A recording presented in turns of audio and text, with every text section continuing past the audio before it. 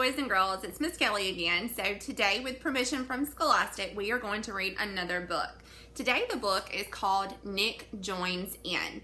Now this book is going off of our character trait of kindness that we read about yesterday. So Nick is a student who is going to a new school and has a little bit of a difference. So we want to see how he acts and how the kiddos in his classroom act when he comes to his new school. Ready? Nick was scared. He didn't know what to expect. Soon he would be going to school instead of school coming to him. No longer would a teacher visit his home. Nick's mother had told him, "You'll be going to school the way other children do. You won't be so lonely anymore. Before you start, we'll visit your school. We'll meet your new teacher and her aide." Nick, who couldn't walk or run, was worried. "How will I go up and down the stairs?" he asked himself. "Will I be as smart as the other children? Will they want to play with me?" Have you ever been to a new school before? Is it kind of scary going in? Nick talked to his parents. "How can I go to the school in my wheelchair?" he asked. "What if the kids don't like me? Will there be anyone else who can't walk?" His mother said, "Nick, at first the other children will stare at you and ask questions. You'll all feel a little strange with each other. But after a while, you'll get used to each other and be friends," his father said. On and on, Nick's questions tumbled out. His parents grew tired of them, but they knew that this was Nick's way of getting ready for school. "We understand why you feel so worried," they said. Nick felt a little bit better.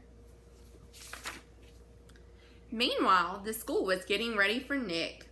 Over the steps, workers built a ramp for his wheelchair. A special desk was brought into Miss Becker's classroom. She told the children that the desk would be used by a new boy.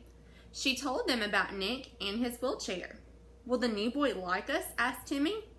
"Will we catch what he has?" asked Nina. "No, it's not catching," Miss Becker says. On Wednesday morning, a small yellow bus carried Nick to school. A teacher's aide met the bus. "We hope you like our new school, Nick," she said. Then the aide pushed him up the new ramp, through the big doors, and into a long hallway. Inside the school, children rushed everywhere. Never before had Nick been among so many boys and girls. A bell clanged loudly. It frightened him. The children all disappeared into their classrooms. Many doors faced the hallway. If he were ever alone, Nick thought, how would he find the right door? He looked for things to help him remember where to go. The aide wheeled Nick through one door, and he knew he was in his classroom. Everyone in the room looked at Nick. Miss Becker smiled at him. "We're glad you're here," she said. Then she introduced him to the boys and girls. Nick wondered if he'd ever remember all their names. He stared at the floor, wishing he were back home. No one spoke. Then Miss Becker said, "Nick, I think the children would like to ask you some questions. Is that all right?" Nick nodded, still looking down. Slowly, his classmates gathered around. Rachel asked the first question. "Why do you have to use a wheelchair?" "Because I can't walk," Nick said, not looking at her. "Why can't you walk?" asked Nina. "Because my legs don't grow right." "Why is that?" asked Timmy. Nick looked at him. "I was born that way."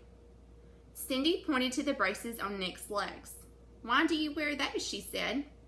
"They help me stand," Nick told her.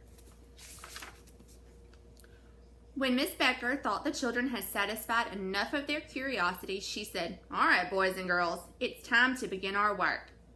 She helped Nick get settled. Then it was his turn to look around and satisfy his curiosity. Nick looked at all the children. He looked at his teacher and at the bright pictures on the walls. He didn't feel so scared anymore. He decided he might like school. Days went by. Nick and the other children grew used to each other. They learned from one another. Without being asked, people helped Nick. Nick helped people too. Sometimes he helped the gym teacher open windows with the long window pole. Nick made friends. One of them was Timmy. Timmy needed special help too, not from other children, but from his teachers.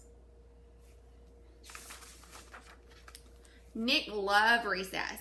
For the first time in his life, he played outdoor games with children. He couldn't run like Timmy, but he moved fast. What Nick wished for most was to play ball like the others. How fast and high they jumped and darted. To Nick, that was like flying. One afternoon, there was a ball game. Higher and higher the ball went until it landed on the roof of the gym. The ball rolled to the edge of the roof, but instead of dropping down, it stuck in the rain gutter. All the children groaned. See it stuck up here on the roof? Timmy threw a basketball to jar the ball out of the gutter, but the ball didn't move. Nina threw a stone, but that didn't help. A teacher lifted Ben onto his shoulders, but Ben still couldn't reach high enough. "I will never finish our game," complained Timmy. Nick had an idea. He wheeled away from the playground. He raced through the open gym door, past the tall gym windows, straight to the corner where the window pole was. He took the pole and wheeled back outside. What do you think he's going to do with the pole? The children looked helplessly at the stuck ball. Everyone had given up. Nina saw Nick coming. "Nick to the rescue," she shouted. "In the nick of time." "Excuse me, please," said Nick, wheeling through the crowd. He held the slim pole tightly. No one was going to take it from him. He stopped under the gutter and looked up. He raised the pole and poked the ball loose. Down it dropped. "Hooray for Nick," everybody cheered. Nick felt like he was flying. So this book talks a lot about new kids and coming to a school, and it even mentioned Timmy in the book, and that Timmy had a difference and he had to be helped too. So we need to all remember to be kind, and that even if people have differences and are not quite like us, that everybody is still important and everybody should be treated equally and fairly.